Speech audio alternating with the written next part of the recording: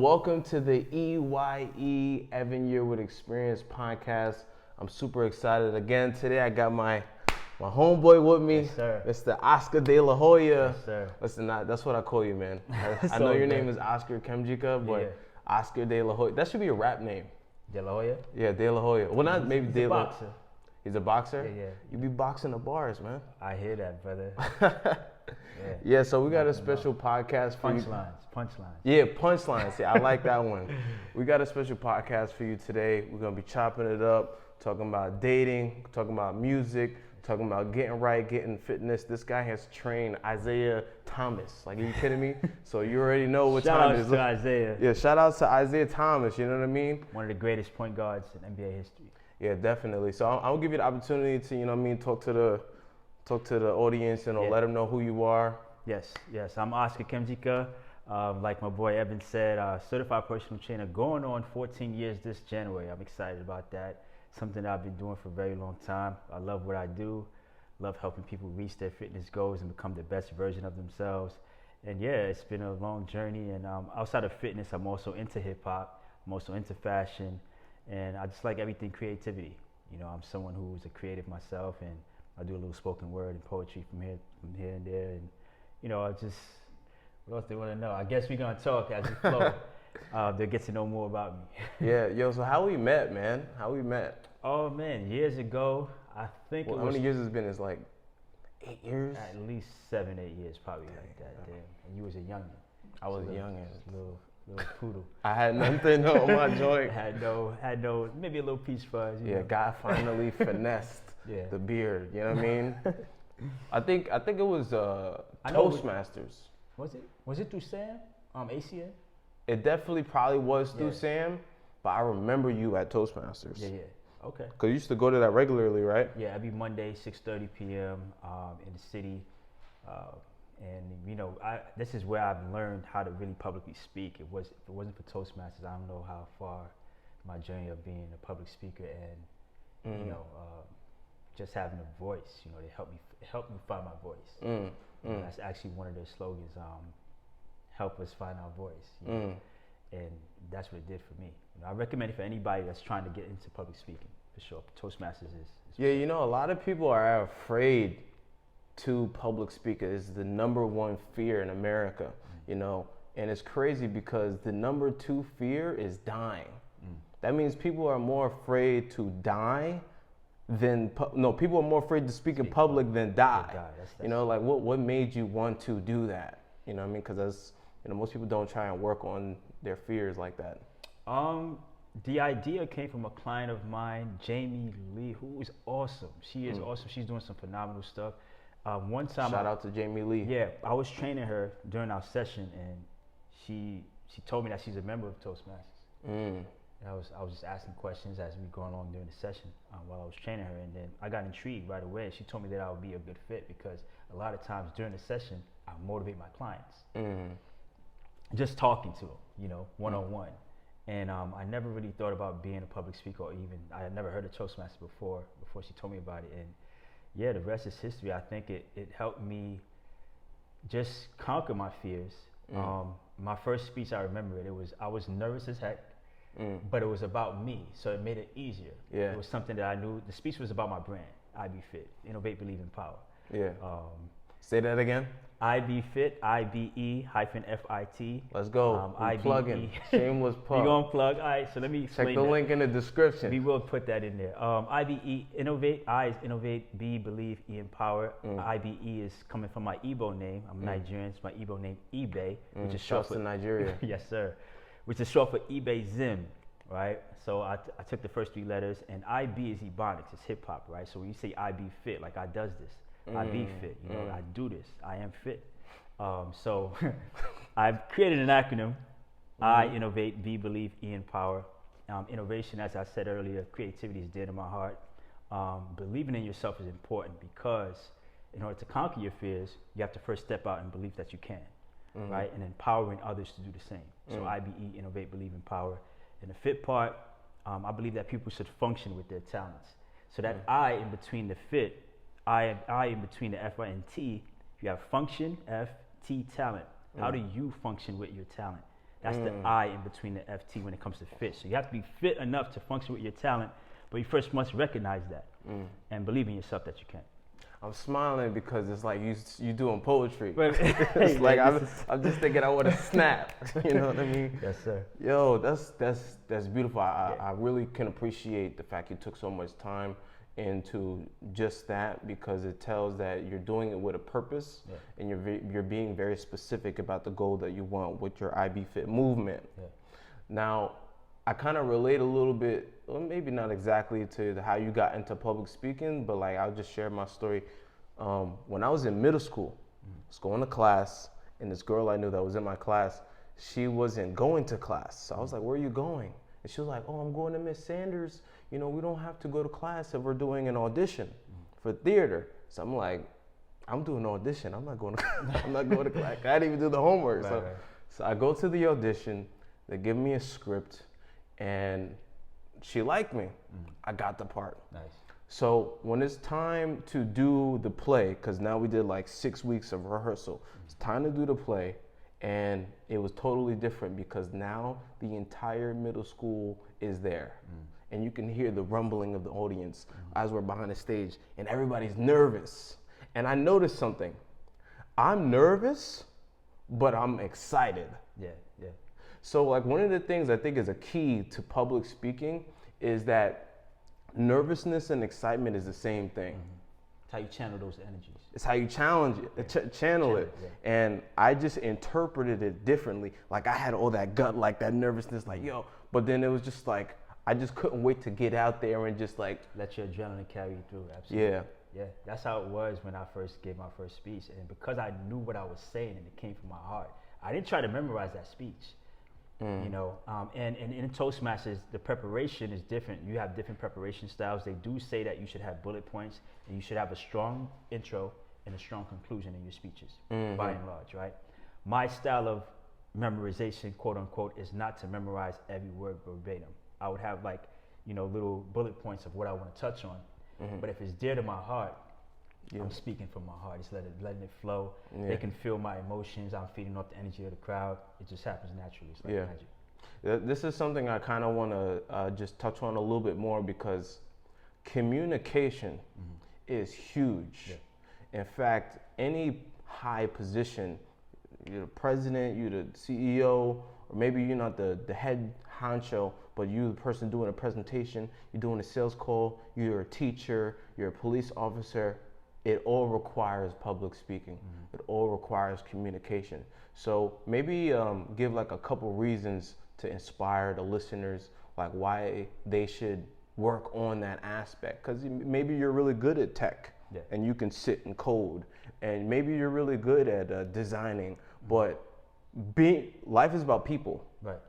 I mean, if you can't communicate with people, if you can't express your ideas to your brother and to your friends in a way that they can understand, you're not going to be able to do anything. So maybe give some reasons why you should work on that, because you obviously got it. I believe, and it's funny you brought up tech, there's some introverts, and I was an introvert. I believe at heart, at my core, I still am an introvert. Throughout high school, I wasn't really the social butterfly. But when you spoke about IT, a lot of people that go into IT are introverts, but they have to now convert their knowledge to fit everyone's understanding. Yeah. When you do that, you have to be able to speak. Now, the spoken word, I believe, is more powerful than the written word, but it's like because it's the vibration and what is being said and how it's delivered that can hit the soul. Versus when you're reading something, you have to interpret it, and then you can filter it out very easily if it doesn't capture you right away. I've always been a visual learner. I'm not an auditory learner secondarily. I'm probably more kinesthetic. That's why I got into the field that I am. But how I relay information is normally through speech, right? When I'm talking to my clients over the phone, whether it be a nutritional counseling session or just checking in on them hearing my voice does something to their soul. Yeah. As opposed to me sending a text, did you do this today? Yeah. If I pick up the phone and call them, they heard my voice, and it's like, oh yeah. No escaping now. You heard me say that. You can easily say, oh, I didn't see your text, or, I didn't get to it. But when you hear me, I'm talking to your soul. I'm hitting you, and you're hearing my my voice inflection, my tone of voice, everything. Spoken word is powerful. And everybody who's in any field of expertise, somewhere is going to have to relay information to somebody to hit them further than sending them a message through email, writing to them, or relaying the information from somebody else to tell them. When it's coming from you directly, speaking to someone, there's a power that carries. So you're saying that, okay, maybe you'll be able to explain what you're doing or your ideas to somebody through text, but the ability to speak to them and bring that energy, bring that, you're being very specific about certain things, the way you explain it to somebody is way more important. Okay, and I think you raise a good point. I also really like what you said. Let me ask you this: would you rather listen to T.D. Jakes? Would you rather read a T.D. Jakes book or listen to him speak? This is. I think they have their place. They have their place. Listening to T.D. Jakes, you gonna get shook. The power that he carries in his voice. Yeah. Because we also part of a book club. We read his book. Yeah, I wasn't there. Yeah, before I came. That was before you came. And I can say this, that the name of the book is Drop the Mic, by the way. You can put that in the description. Very good book. I recommend it. Drop the Mic. I can say that listening to him speak is 10 times more powerful than me reading the words. Even though the words carry power too, but there's nothing compared to hearing his voice. That man is dynamic. What the meaning I can assign to the reading for me, because I do both. First, I always listen to the audio, and then I read. But when I read, is to take the ideas out and then look at them. Like I got this thing on my computer, it's called Xmind, and you can draw like a web of the ideas. So I do that, and I'm like, okay, the premise is thoughts create reality. Why do thoughts create thoughts create reality because thoughts turn into emotions, which turn into habits, turn into routine, turns into your life. So I like to see that. You know what I mean? So that's for people delving deep. But here's the problem: if you're an impact player, not everybody on your team that you're communicating with is going to take the time to read like you read. They ain't going to read Drop the Mic. They ain't going to read this stuff. So you got to be able to take the ideas and then explain it in a simple way where they get it. Absolutely. Like the reason why Albert Einstein was so famous is because he took something so complex and made it simple. E equals MC squared. Where second graders know what that. I knew what that was when I was like, oh, energy equals mass. Equals MC. What's C? Oh man, I can't tell you right now. I know the letters. Equals MC squared. Energy equals mass. I think C is, I don't know. But any fool can overcomplicate things. It takes a genius, somebody intelligent to make it simple. So the reason is to learn how to public speak is not so I can be a genius and all this. It's so people understand you. Have an impact. People can subscribe to your way of thinking. You know what I mean? You know how to do IT. You know how the job runs.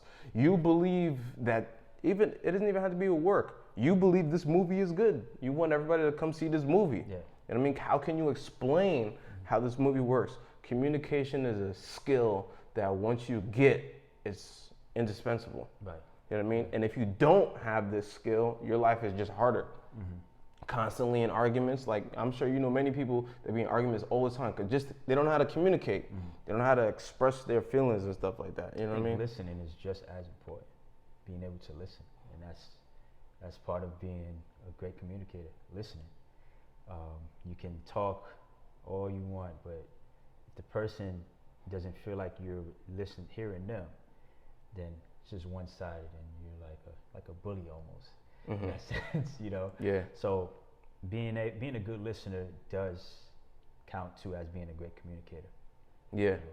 Trying to hear what the people want or what they don't understand, so you can really explain to them what they're missing. That might be the most overlooked part of communicating, because I guess you can think in communicating like I'm supposed to communicate, but no, you gotta listen too. Because maybe you talk, give them your ideas, and then you realize they interpreted it wrong. You got to listen to their interpretation or listen to their point of view and sit in their shoes so you could readjust. Because we all think in the way that we think. You know what I mean? We think the way we think is the only way that the world works, but it's different than that. It's a lot different. Which is why I love traveling. You know what I mean? Like I know you were telling me that you were getting ready to go to Africa. Yeah. You know, you're going to Nigeria. Yeah. No, but the festival. It's in Ghana. Afrochella's in Ghana this year, so I'm hoping to. Afrochella. Yeah, if I can. Yeah, man. So tell me about that. I never heard about that till today. Afrochella. You heard of Coachella, right? Yeah. So Afrochella is essentially the African version of that. You know, culturally, diverse. Bringing a traditional African sound, a lot of Afrobeat music, dance.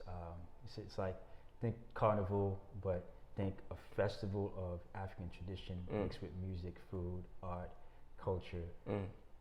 You been there before already? No, I've heard of it. And I'm excited to go and experience it, man. It's just. When is it? Is it in the summer? No, it's this month. What? This month. This after month? Christmas. Yeah, I think it's from the day after Christmas up until I gotta check the dates exactly. But is it cold in Nigeria in December? No. It's lower than New York. It's closer to the equator, so it is definitely not cold. It's pretty much hot, opposite of what we're experiencing right now. I know y'all probably clowning me like, duh, obviously Nigeria is hotter, bro. And I'll be staring at the map too because like I'm getting ready to travel a lot this next year because I just really got that bug in me, man. I think I mentioned this on my other podcasts. Like I want to be in the unknown, you know, like that's such a big part of my personality. I feed off of being around other people. You know what I mean? Like when I used to be an actor, I go to the city and I'm around thousands of people crossing the street and I'd just be overwhelmed with excitement. Like, look at all these people. This is so cool. And I'm just so used to New York. Like, you know, I drive an Uber. I know every single street in the city. Every single street? I've been on I promise you, every single street. Our city is one of the biggest cities in the world. Bro, you can point at the map. Any street, and I'll tell you exactly what the neighborhood looks like. I'm just used to it, you know? So I wanted to experience other cultures. I want to experience culture shock. Culture shock, okay. You know what I mean? Yeah. Like go to Germany. My thing is Thailand, man. I love the food. Thailand? I love the food. I love Thai food. Yeah, we big on Thai food here. Like everybody I know, like that's something that has to happen. Thai food. And speaking about food, man, I'm in part of my journey right now, my fitness journey. Like you've obviously seen how much I've grown because I can work out. Working out is easy, but it's that eating, bro. Eating is like, bro, come on. Like I could eat a box of donuts, like just the whole box. Kill 12. Just yo, I'm just being real. Like, so like, you got any tips? Krispy Kreme dreams. Shout out to J. Cole. Krispy Kreme. Yeah, the first time I had Krispy Kreme, I was like, I can never go to the store again. Yeah, Krispy Kreme, man, that thing gets you. Yeah. I think so let me say this, it's more than half the battle. Diet is more than half the battle for many reasons. One, like you just stated, imagine burning 500 calories in an hour and a half workout, right? Hour workout, about that. Then less than an hour later, you go ahead and consume 350, 400 calories because you wanted to get some donuts, probably more. I'm lowballing the heck out of that. It's probably close to 1,200. Yeah, way more. You're shooting yourself in the foot big time, right? Why do that? Yeah. That's the question. Secondly, your energy levels become depleted, right? Glycogen stores spike for a few, right, after consuming stuff like donuts and high sugary foods, but then what happens? It drops. Crash. Yeah. You don't want that, right? You want your body to be wired and ready more times than not, right? That's how you turn your body into a machine for working out and burning calories even while you're sleeping. Turn your body into a fat burning furnace by doing strength training and building muscle, building lean muscle, right? Increase body metabolism around the clock. So, but the diet portion is important because we are consuming more calories than we're burning normally. But the weight loss formula is to burn more calories than you consume. So why would you continue to eat empty calorie foods right? We call them empty calorie foods because they don't give you the right nutrients that your body needs to be strong and fit and energized enough to go ahead and work out and burn more calories. Yo, so check this. Logically, makes total sense. Yeah. But emotionally, it's like, you got to have those, don't you? Yeah. So I can go. I mean, last year I did really good. Like I lost like 20 pounds.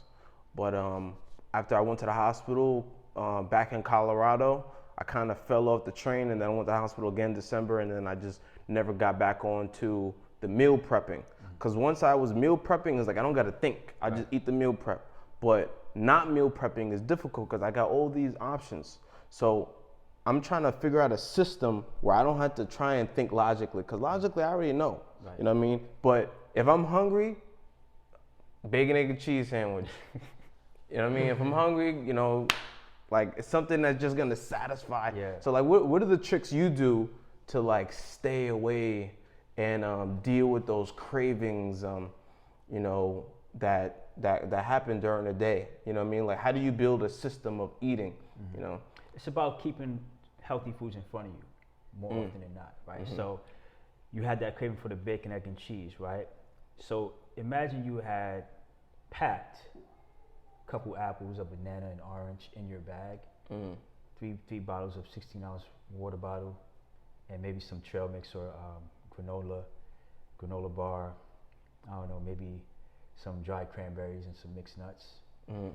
What you're doing is programming yourself to give yourself options, healthier options, to not give yourself excuses as to why you're getting that bacon, egg, and cheese. Yeah, because when I'm working, right, it's like, where do I park? You can't park anywhere in the city. So I go somewhere where it's the most convenient, get the food fast, fast food. I don't eat McDonald's though. Definitely don't eat McDonald's. But you know what I mean? Go to the Dunkin' Donuts drive-through, the bodega in Brooklyn. I could park, go get, you know, homie, let me get a beef patty. You know what I mean? But being prepared, that's the key. And I ain't gonna overcomplicate that answer for me. That's what I'm gonna do. I'm gonna make a effort to just prepare, you know, fruits and stuff. You got any snacks that have a lot of protein? Like, I really like yogurt. I know yogurt's good. Yogurt is good. You can even do what is called a parfait. You throw some nuts in there and some berries in the yogurt. Excellent nutritious snack or meal. It counts as a meal because it's loaded with nutrients that you need and, you know, protein and fiber. Very good. And also you can do if you have a sweet tooth type, you know, graham crackers are not bad. You know, graham crackers. You can also carry peanut butter with you. Peanut butter is something that you can it doesn't have to be refrigerated. What do you usually make with the peanut butter? Obviously peanut butter sandwich. But yeah, I do peanut butter and honey, and people be laughing. Like, people they don't know until you try it. You don't know what you're missing. Peanut butter and honey. I co-sign with that all day, every day. Peanut butter and honey. And honey on the wheat bread. Arnold's and there's a brand I can't remember the name of it right now. Dave's bread. I recommend that. We could put it in the description. Dave's bread. It's loaded with it has protein because it has, like, sometimes it comes with flax seeds and some sunflower seeds, and it's rich in fiber. I would recommend that. Yeah, these are things that I want to know because I don't want to be stuck to every Sunday I gotta make 3 pounds of chicken, you know, half a pound of broccoli. Like, I can be anywhere in the world and I'm eating healthy because I just have the options in my head. So I like that, you know, parfait with the peanuts and the yogurt, bring the fruits and snacks. And I'm gonna try the honey and peanut thing. I ain't hating. I don't even know what it tastes like. Hey, man. Honey, I know we grew up on peanut butter and jelly, but until you try peanut butter and honey, preferably organic, you know, honey, like high premium grade honey, I recommend that. But yes, it's very delicious and it's healthier than the jam and the jelly. Yo, so let's talk about music, man, because you already know I'm a huge Drake fan. You see, he getting ready. He getting ready. Let's go. I gotta sip some water for this one. I'm a huge Drake fan, and in my opinion, he is the most hated legend we have, and it's insane. 6 years ago, Meek Mill decided to tweet, "Yo, he don't write his own raps," and it's crazy. That was 6 years ago. Isn't that a long? Crazy, 6 years ago. Feels like it was yesterday, right? Because it was back to back. I still remember that. That was a banger. Yeah. Yeah.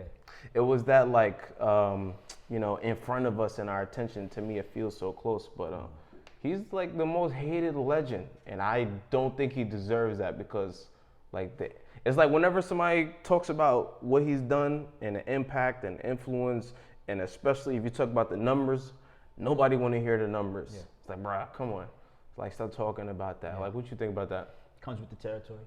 Jay-Z warned him on his first album, Light Up.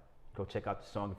If you knew to Drake, if you hopped on the bandwagon of Drake after 2012, 2013, you probably don't know that song, but Yeah. on his first album, Thank Me Later, and he should have thanked Jay-Z later after Jay-Z warned him. But anyway, Yeah. song called Light Up. Jay-Z's he's done it all, seen it all. He saw the hate, he saw friends fall off. You know, he saw that, so he warned Drake in the song, right? He said, yo, here's how they gonna come at you with silly rap views trying to distract you. Yeah. And it's happened many times over. And Drake, I think he's at a place now where musically, he's good. Not to say that he doesn't have to do anything else. You're like, or drop another album. That's not what I'm saying. But I think he's already carved his name in hip hop history to the point where he is a legend.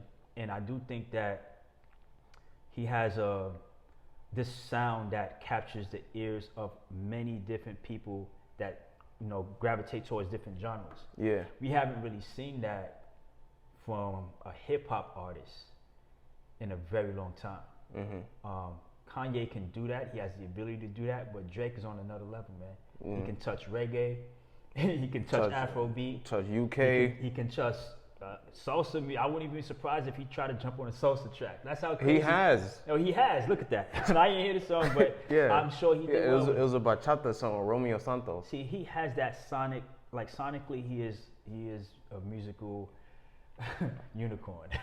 You know, he's different. And I think the hate just comes with that. It comes from that. It comes from a lot of people that can't do what he can, that can't do what he can do. So they try to find flaws in what we're seeing in Drake. But it's the massive discredit, though, that he gets. Because whenever anybody talks about what he's done, it's like he don't write his own raps. But one of the things, like, I get the argument for that, but it's so much deeper than that. It's what he's done for his city. Oh, yeah. It's how he's built a business for his family, Yeah. for his friends. It's the light that he's shown on UK. Like, people didn't listen to UK music until Drake started messing with them. People ain't really bump Afro hard until he hopped on the song with Wizkid, Oju Legba. And then Wizkid hopped on One Dance, and One Dance went nuts. I'm not, listen, all my friends is Nigerians. Shout out to Afro music. Yes, sir. But y'all were listening, but I'm talking about widespread mainstream. Afro didn't have that light shone on them until you have like this big artist. So like what I'm seeing is like, this guy shows love. He gives back. He builds businesses. He's not selfish. You know what I mean? The way I look at those writing, the allegations and stuff like that, it's like, he collaborated with some dude. I personally do not believe that he just finds a beat and tells his team to go write the song and then go sing it. Especially if you believe that, that's also calling him a liar. Because he's told, he doesn't go out of his way to explain it because he noticed that the public doesn't care. Right. But he's said many times, I write all my songs. All the big bangers you've ever heard that came from me was written 100% for me. And I write for other people. I mean, he's written for Dr. Dre. He's written for Alicia Keys. So like, I see the hate and I'm like, it's like I don't really get it. But I like what you said. I'm gonna let you say what you gotta say. I like what you said. Jay-Z told him. Yeah, he warned him. It's part of the territory, bro. You're at the top. Yeah. You know what I mean? That's inevitable. I mean, the hate. What they say, like, if you ain't got no haters, you ain't popping. Yeah. That's a fact. If you got haters, that means you doing something first and foremost that they're not doing, and that you're doing something right, because you're not a people pleaser. You should not pursue greatness to be a people pleaser. You should not. It should be something that is a passion of yours and that comes from your heart. And I think when you listen to Drake, his evolution from his first album to this Certified Lover Boy that just came out, I see growth. I see a lyricist that has, you know, many different pockets that he could flow on. Like he is dope, man. Yo, Donda CLB. Oh man, you gotta do that. All right, so I'm a fan of 2000s Kanye, early 2000s Kanye. First 3 albums, classics. College Dropout, Late Registration, Graduation. That school spirit was genius. Yeah. Kanye is a genius. Yeah. So sometimes genius become mad scientists that go too far left. Yeah, you know mad scientists. Oh, I like that. Yeah. Basically, that's what happened with Kanye, and I understood what he was trying to do with the features, but it was too many features on this last album, Donda. Yeah. The old Kanye would have made it make sense with the title. That's another thing. Yeah. 27 It wasn't cohesive. It wasn't. Too many songs, too many features. Yeah. You're going in too many directions. Yeah. No. He has some good songs on Yeah, there. Off the Grid, and I mean, Yeah. I can't think of the other. Remote Control. Yeah. But no. Certified Lover Boy gets the knock. Is getting the cake. Yeah. Yeah. Let me say my piece on that. So, I'm a big Drake fan. Yeah. But this one was like underwhelming. It was just like, it was good, but it wasn't like his best it one. wasn't a classic. Nah. I'll pick Drake because it had more cohesiveness to, you know, the project. It didn't have enough cohesiveness though. I didn't feel like, see, one of the things that drew me to Drake is that I kind of identify with his story, kind of feeling like an outcast, too white for the black kids, too black for the white kids. So I kind of identify with that, and every album was like the next part of his story. Right. And Views ain't give the next part. That was the last album before CLB, right? The last official album. Yeah, he brought out so many different. Yeah, he has projects every year, but Yeah. whatever album, Scorpion. Scorpion, yes. Yeah, that Scorpion was like the big release right after Pusha T, you know, flamed them. Scorpion. And that was good. It had the bangers, but the key thing where you have the massive impact is the story. The story, and CLB ain't have that. I mean, to his credit on Scorpion, he had commercial bangers on that. Yeah, that was, see, the thing he was trying to do with that, he did an interview in his house with Tidal, and he told them he was trying to, he was inspired by Biggie Smalls. On his last album, he had the double CD, yeah. the double CD, so he wanted to do the rapping and singing, and largely, a lot of the songs did not work, especially on the singing. Now because of the streaming era. Yeah. Back But no, then, but the songs were whack though. Like I'm talking about the singing songs here were garbage. Yeah. But it worked out because he had at least 4 songs that went #1 off that. What is Nonstop, In My Feelings, Yeah. Mob Ties, and some other joint. I don't know.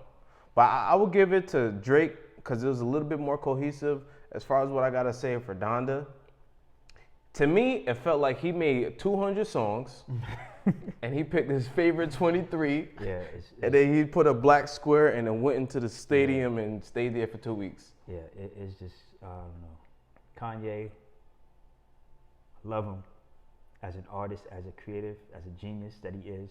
But when you go too far left, and we touched on this earlier, sometimes you have to make it simple. Yeah. Sometimes simple is better. Yeah. Less is more.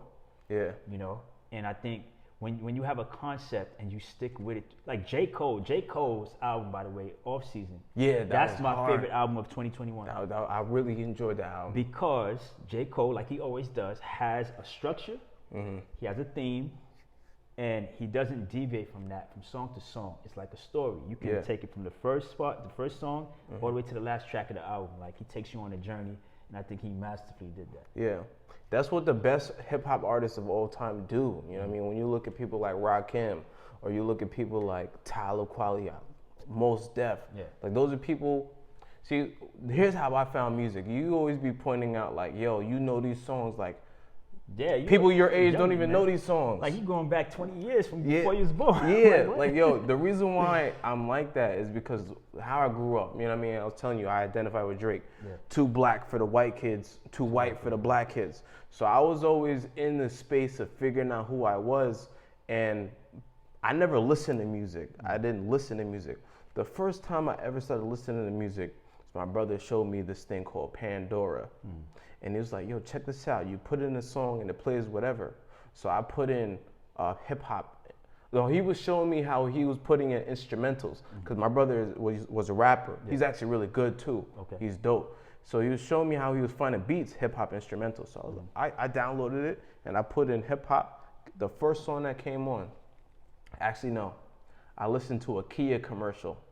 In the Kia commercial, if you remember back in the day, it was saying you can get with this or you can get with that. So I put in that song because that was catchy. Put in that song. The first song that comes on is Electric Relaxation by Tribe Called Quest. Yes. And I was hooked. So now everything I'm listening to, the radio is giving me songs that relate to Tribe Called Quest. Yeah. So you got Slum Village, so you got De La Soul. And then all of a sudden I'm listening to Stevie Wonder. And I'm listening to this, and everybody's listening to Lil Wayne in school, and they sing it, wee, wee, wee, wee, wee, wee, wee, wee, wee, like a cop car. And I have no idea what they're talking about. Right. I was always the guy, when I find out a cool song, people were like, yo, you're late. Like, that song came out last year. Yeah. I'm like, I didn't even know. Right. Like, I just found it just now. So I fell in love with the old school. And people kept telling me, yo, you have an old school soul. Because, it was the stories, man. I used to ride my bike to school. I'm listening to Mos Def, his song Miss Fat Booty, and he's talking about how he walked into the party and she played him, and then his friend introduced him to her, and she's like, oh, my bad, you just wasn't coming correct, you know what I mean? Like, you can't just say, like, you want to dance. Right. And this whole story is just real stuff that we can relate to. Yeah, man. Right? It's a lost art in hip hop, man. What can I say about that? I wish that some of these youngins would do what you did, go back and listen to things from 90s. Maybe not, you don't have to go as far back as the 80s, but it will help you to do that. It will help you to know who the grandfathers of what you study and what you perform are. If you don't, then you're taking the craft for granted, right? You're missing a huge part of who you are, first and foremost, and where it should go, right? And I think that's what we're seeing now. You don't got your eye on the timeline.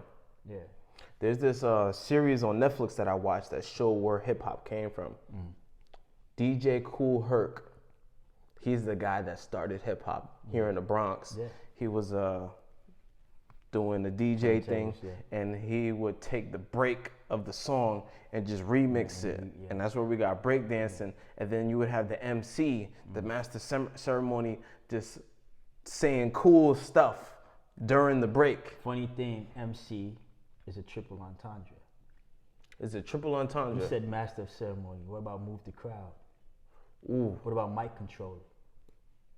See what I'm saying? This is hip hop. Yeah, hip hop. And this is where I get my brand from. And I grew up on hip hop, born and raised in the Bronx, New York. My man Evan grew up on hip hop, going back and studying the greats before him.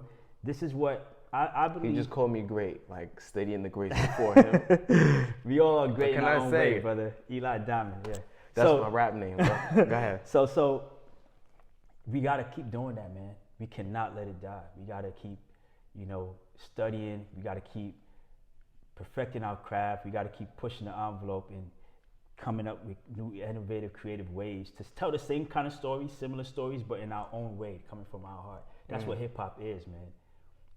Yeah, man. I love hip hop. I love R&B, but also I love music. Like I posted on my Instagram, my Spotify highlights, show all the music that I listen to. You know how many genres of music I listened to this year? Guess. Just guess. 10. One more guess. Is that up or is it more? I'll give you one more guess. All right. Man, 10 is a lot though. 8. 8, okay. This is how many different genres of music I listened to this year. 84. How is that possible? I have no idea. Genres. All right. You know how many artists I listen to? Take a guess how many different artists I listen to. So 84, all right, so I give it 10 artists per genre. 840. That's not a bad guess.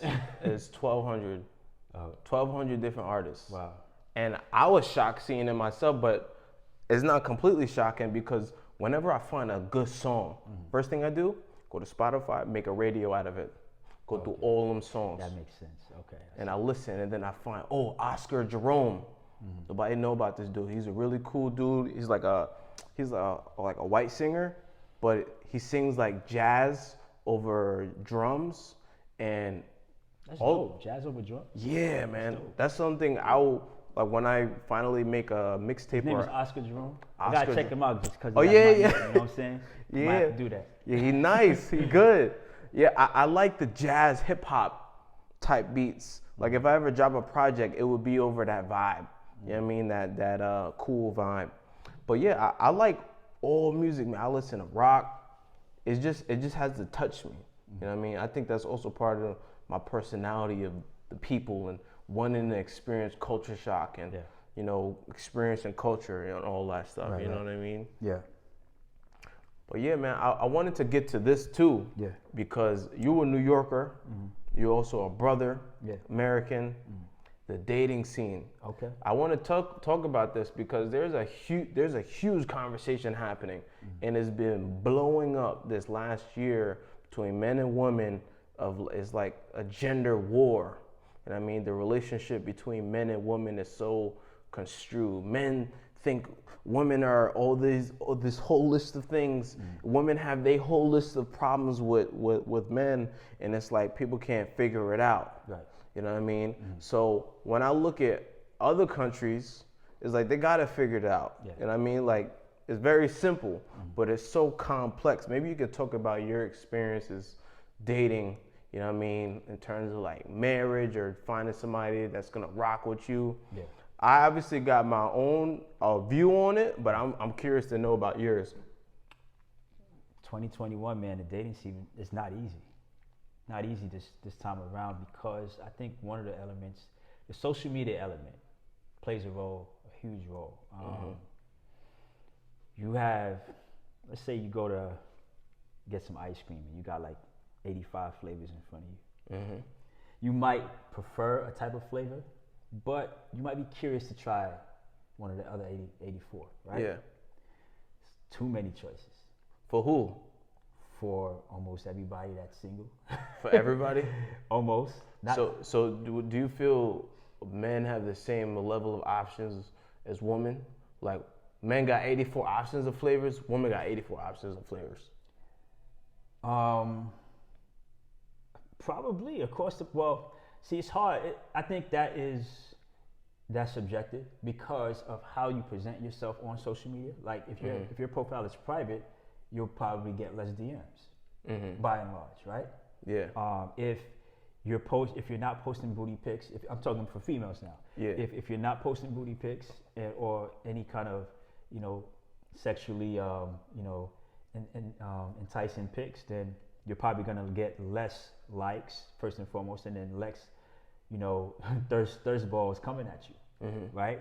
But that's not to say that you can't still go out and explore what you like on social media. It's still readily available to you. You can just hashtag tall dark skin. If you're looking for a tall dark skin man, which a lot of women are, you could just hashtag man with muscles or hashtag abs, six pack. You're gonna find what you're looking for, right? So it's a lot. So my thing is, are you the type to look for a mate, not just someone to sleep with, but a life partner on social media? Yeah. You ask me, my answer is absolutely not. Yeah, don't look for them on social media. Right? So that's what, and that's your filter, right? Now, if you're somebody who just loves attention, and a lot of females do, they just love attention just for the heck of it, right? They need that validation. Then go ahead, do what you want, but just know who you are and know your principles. Do not think that every man is for you or every man that looks good is going to be for you, right? And don't think that because you got 1,000 likes on a pic in less than 2 hours that you're bigger. Like don't let that define you, basically, right? Let me ask you a question. On a scale of 1 to 10, if you a guy, right, or a girl, how difficult do you think it is to find somebody that you can take seriously with the intention of making them your life partner? Like how difficult? Cause the way I think it is way more difficult than it should be. Yeah, and a lot of it is because there's too many distractions. Social media being one of them. But let me branch away from social media real quick. Mm-hmm. There's also the social hierarchy, right? Social status, I should say. Yeah.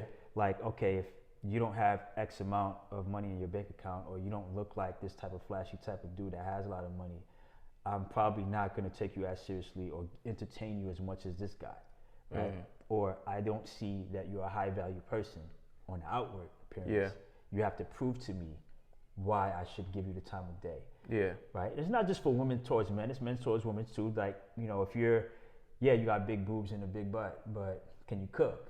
Right? Mm-hmm. Do you know God? Mm-hmm. Right? What's your family background like? Mm-hmm. Who your friends are? Like what they about? Mm-hmm. So there's some non-negotiables, and we talked about this in Relationship Essentials. We're a part of Relationship Essentials, right? We talk about this a lot. There's some non-negotiables. Just for the people to know, Relationship Essentials is shout out to Samuel Nkama, because he just started a podcast too. I'm gonna put the link in the description. Right. But for like 3 years, once a month, second Friday of the month, a bunch of people in our network, you know, men and women in their 20s and 30s, we sit down and we talk about relationship topics. Yeah. You know what I mean? What's it like dating in the modern world with social media? Mm-hmm. You know, what are red flags? What are your non-negotiables and stuff like that? But yeah, I just wanted to put the plug in real quick. Good plug. You know what I mean? Yeah. But yeah, I think the social aspect of it, like that makes it more difficult outside of social media, like, you know, because women have more options now in their career. They have, you know, they're more independent, quote unquote, than ever before. And they're able to provide for themselves, right? Because it used to be, okay, can this man provide and protect? That would be the measure of, okay, can I see myself with him outside of looks, right? Mm-hmm. Now it's like, okay, I can provide for myself. What else do you as a man bring to the table, right? And well, what do you think he should bring? Leadership of himself, first and foremost, have a vision, right? Because a man without vision shall perish. Yeah. Right? So now we're looking at a man who can lead this woman that might make more money than him versus this woman makes more money. Let's stop right there. Because I don't believe that this woman right here is making more money than this guy that got the leadership qualities. Yeah. I don't think she's looking for him at all. Good point. Right. And listen, that's not all women, but yes, there are some women that would not even look at dude, right? Mm-hmm. But then there are some God-fearing women and high value and high quality women that are more than just money. That would look at this man and say, if he has a vision and a plan, and he treats me well, and he treats himself well, and he's aligned with principles that I'm aligned with, I'm gonna give it a shot. But she's gonna use discernment, she's gonna be patient, but she's not gonna allow his current bank account, his current money situation block the future blessings. That's a woman with wisdom. Yeah. Right? That's a virtuous woman, right? That's not a woman that is just a gold digger or somebody who is just trying to sit at home. You know what I'm saying? Yeah. She has her goals, she has her vision, but she also wants to partner and companion with someone who has goals and visions, and as a hardworking man that loves her. So it all depends on, you know, that's what I would say to that, man. You got to find the right woman, and women, you got to find the right man. Yeah. Well, I think there's still a lot to say about it. There is, because man. it seems like you know, everybody knows I gotta find the right woman, and every woman knows I gotta find the right man. Yeah. But for some reason, we ain't finding each other. You know, it's out there, but I would say discernment, not deviating from your principles, and being true to yourself and your moves and your actions and your words and the people around you would eventually lead you to your life partner. I do believe that. Yeah. Right? Because a lot of times we've been blinded by social media. Oh, this couple looks like this. They go on these trips together. They posting on the gram like this. They in Dubai. They in Hawaii. But who are you to say that behind closed doors? They ain't going through hell. You feel me? Like, that's just a front on the gram. Like, we cannot let that be our standard. And a lot of us do, unfortunately. Yeah. And I think a lot of what you're saying makes a great point. Is focus too much on the superficial of like, yo, he gotta have the 666, the 6 figures, 6-pack, 6 feet. That's the mark of the beast. That's the mark of the beast. You know what I mean? Like, she gotta look like this. She gotta be a 10. She got a hourglass. You know what I mean? Like, come on. There's so much more to the substance that people should pay attention to. We're so caught up in the superficial. And also, the communication is broken, man. Communication is broken. I be seeing some of our sisters like just dog dudes in public. You know what I mean? Sometimes when I'm driving, like slapping the dude up in the street. You know, I can't say nothing about that. I don't know that situation, but the conversation between men and women is like there's no respect. And I guess I'm talking more so about our community. You know what I mean? There's no like respect for the man or the woman. Nobody know how to talk to each other, and that's frustrating. Because check this out, I'm a very practical person. I don't like to argue. I'm more agreeable. I'm more of an agreeable person. But if I have to get out of character, I will. But I don't like to argue. You know what I mean? So if I'm gonna have problems dealing with explaining the type of life I want to somebody, I'm not gonna do that. I'm not gonna argue with anybody, you know, because one of the things our relationship essentials, like, we'll talk about different topics, and maybe we'll point out something that men think women do, and they'll point out something that women think men do. But here's the thing, I get what a woman is saying about men, but if I'm talking to one girl and I'm telling her this is what I'm looking for, and she says, well, men do that, I don't date men. So I don't care about what other men, I don't do that. So forget it, stop telling me what all men do, because that's not me. That's not my homie. So like, this is the standards I got. Don't give me this whataboutism. And I think I'm just past that, and I'm tired of that.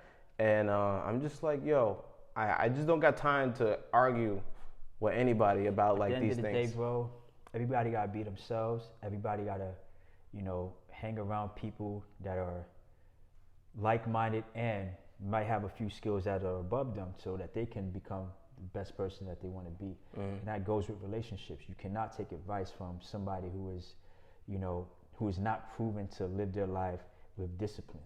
Right? The girlfriend who is dating and has a single girlfriend and gets advice from her single girlfriend, that's a huge pet peeve for me, Rob. So here's what happens though, right? Is your single girlfriend someone who you want to be? That's number one when it comes to relationships. Has she shown you that? Yo, ladies, stop listening to your single friends. They will listen, single women keep women single. Okay? That is a huge red flag of mine, because if we going through problems, and I've dealt with this, we're going through problems, all right, you don't want to talk to me. Who I know she's talking to? Her friends. Well, she could be single too, but if she's single with a bad track record, definitely that's a red flag. Do not listen. Right? If she's single that's been through stuff that you haven't experienced yet, right? And you know her character from the type of dudes that she dated, then you got to use discernment and say, okay, based off of what she's been through and her experience and the type of dudes that she's dealt with in the past, I can trust her judgment. If she dealt with Pookie and Ray Ray, if she dealt with the douchebag that treated her like trash, why listen to her? Do you want to be treated like trash? No. Are you going after Pookie and Ray Ray? So this is what we have to, and that goes for men too. That goes for men too. The dude that's not on his purpose, on his grind, he could be his homie from a distance, but don't mingle with him. Don't listen. Don't take advice from him. Just be like, I respect your opinion, bro, but I need to get. I don't play that, man. If you ain't doing people. What you need to be doing, you trying to tell me any advice, I don't hear. I don't care how old you are. I don't care what you like. I don't. I'm willfully ignorant. I'm purposefully ignorant. My ears shut. And you like, that's something that's been a huge part of my personality, is like, I don't complain about what other people doing. It's like, got it. I'm working on me though. You know what I mean? I'm not gonna wait for anybody else to figure it out. Like, I'm gonna figure it out. I grow myself. I ain't gonna wait for somebody to teach me how to get in the gym. I'm gonna do it. I'm gonna build me. So I've always been working on me, because I can't control nobody.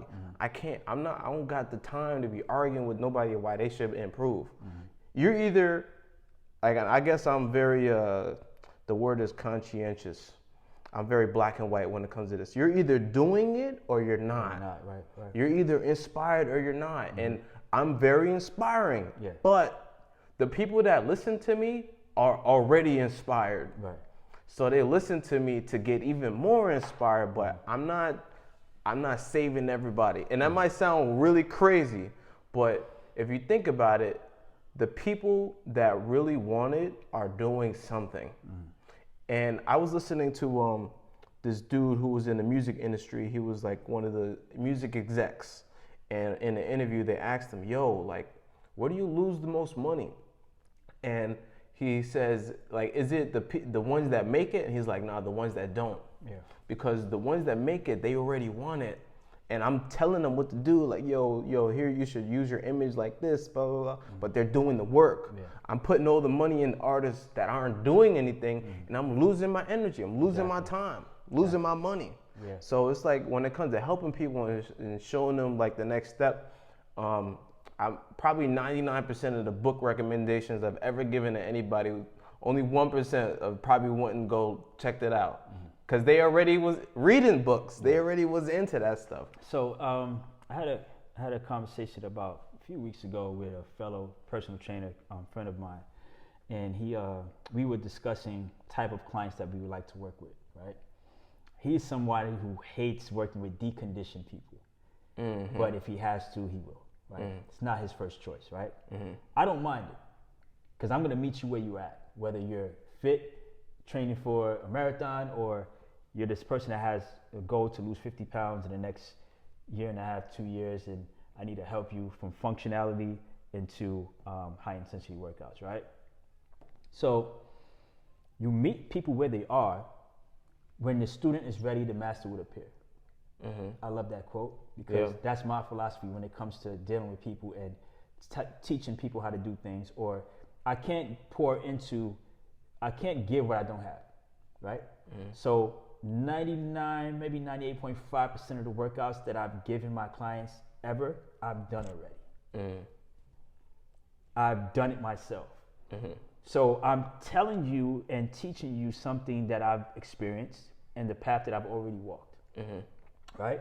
So I'm willing to give of myself to somebody who is willing to receive what I have to give, right? The knowledge that I have to impart in you, you're willing to listen and you're willing to apply it, right?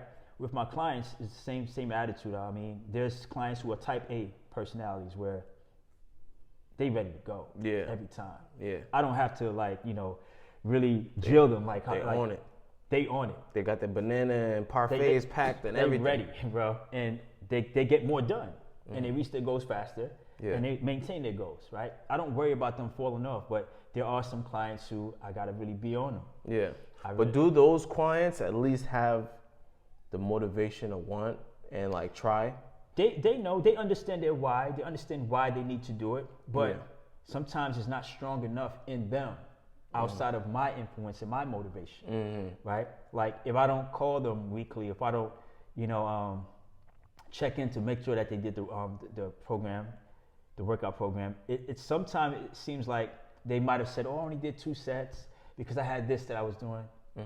It's almost like that's second nature, or they throw it in the back burner. It's not. It doesn't become top priority. And yes, people have busy lives. People have responsibilities, especially moms. I get that, but your why has to be strong enough so that I can meet you there, and we can work something and really make things happen together. Right? I can't if you're not as motivated as I am, then I can respect that. You meet people where they are, and you help them by giving them some motivation, and I'm cool with that. But if you ain't got nothing, if you going the opposite way, bro, keep walking. Hey, listen, sometimes it's hard to do that because in my case, I've had clients who are what you just described, and I mean a lot of times they pay they pay for their services ahead. They pay for my personal training services ahead of time. So, but I'm not one of those people that still would not.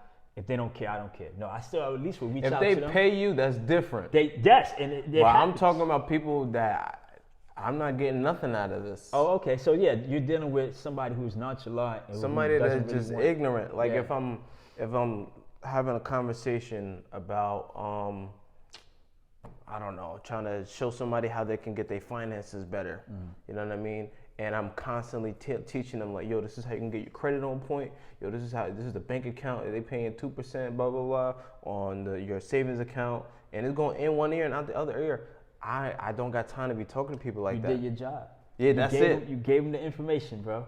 Don't lose sleep over that. Yeah. You did what you're supposed to do. I mean, if they don't listen, their credit goes down the drain. That's on them. Yeah. They're gonna wake up and think, oh, yo, Evan, man, yo, man, I need your help again. But that's on them. Yeah. You know? Yeah. You did what you're supposed to do. Cheese, man. Yo, we talked about a lot. Yeah. Before I wrap this up, you got anything you want to say to the audience? All yours, man. Oh man, wow. Where can I start? 2022 is upon us, y'all. If you have goals, we all should have goals for 2022. Start them now. Start working towards them now. Don't wait till January 1st. That includes fitness goals, financial goals, whatever the case may be. Get on it, right? And I'm somebody who's on it right now as I'm talking to you right now. Like, I'm already in 2022 mode. Speaking of that, this man has lit the fire under me to get back on the iChain podcast. Thanks to this fella, I will be getting back on it. It's been a journey that has stopped during the pandemic of last year, and I want to get back on it. I'm up to episode 6.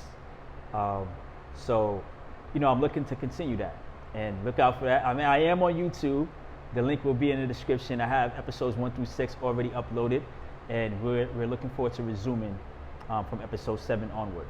All right, so my pleasure to join the E.Y.E. EvanYearwood experience. The EvanYearwood experience. We're not playing around. We're not playing around. Listen, music, podcast, and film. I'm not sure when the music and films are coming. Obviously, we got the train going full steam with the podcast, but it is coming. Expect that. Listen, I'm here with my brother Oscar De La Hoya, and I mean, 7 years, this friendship. We over here at his the lounge in his brand new apartment complex building. Yo, my guy doing stuff, yo. Shout out to Isaiah Thomas. Yes, shout out to Samuel Nkama. Yes, sir. You know, shout out to Relationship Essentials. Shout out to all my Nigerian friends, and shout out to all the listeners that have been taking the time to check it out. Listen, make sure you subscribe to the channel, like this, share the video. The only reason why you would not share the video is because you don't want other people to know about this. Yeah. Yo, share it to your homies, yo. Share it to your friends. Put it on your story. If you're listening to the podcast, make sure you turn on the notifications. This way you get reminded automatically when the next podcast is coming out. So until next time, peace out. Yes, sir.